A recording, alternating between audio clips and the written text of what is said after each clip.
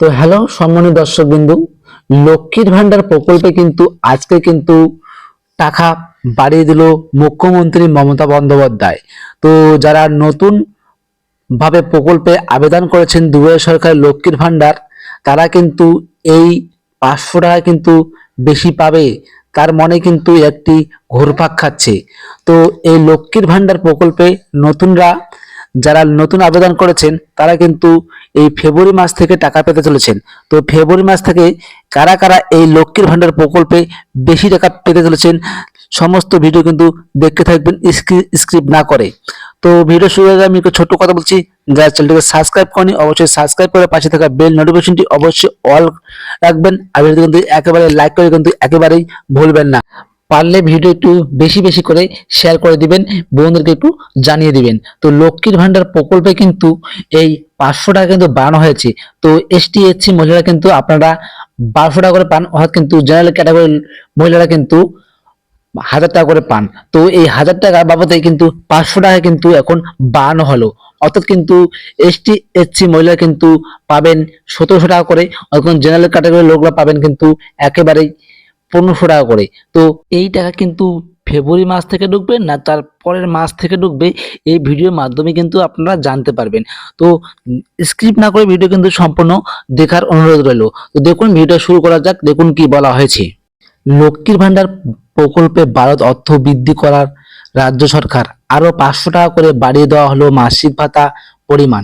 বৃহস্পতিবার রাজ্যের বাজেটে এই প্রস্তাব পেশ করেছেন রাজ্যের অর্থমন্ত্রী চন্দ্রিমা চট্টোপাধ্যায়। অত কিন্তু এটি বাজেট পেশ করা দেওয়া হয়েছে, 500 টাকা করে বাড়িয়ে দেওয়া হয়েছে। দেখুন কি বলা হয়েছে।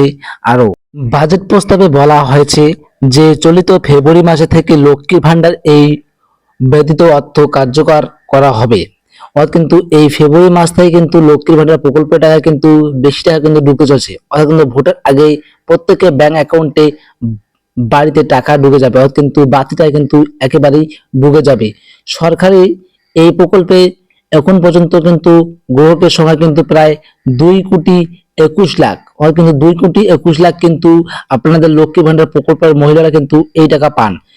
চন্দ্রিমা জানিয়েছেন আরো 20,62,000 মহিলারা আবেদন জমা পড়েছে, কিন্তু 20,62,000 কিন্তু নতুন করে যারা আবেদন করেছেন এটা কিন্তু জমা পড়েছে।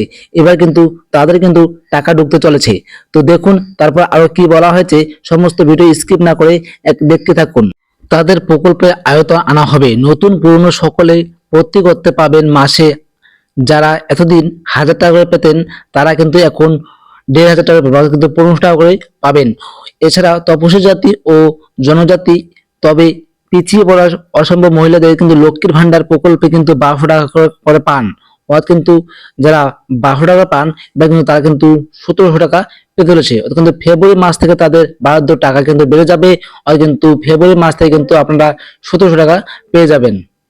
বর্ধিত অর্থের জন্য রাজ্যের বাজেট লক্ষ্মীর ভান্ডার প্রকল্প বাবদ 15,000 কোটি টাকা বৃদ্ধি করা হয়েছে।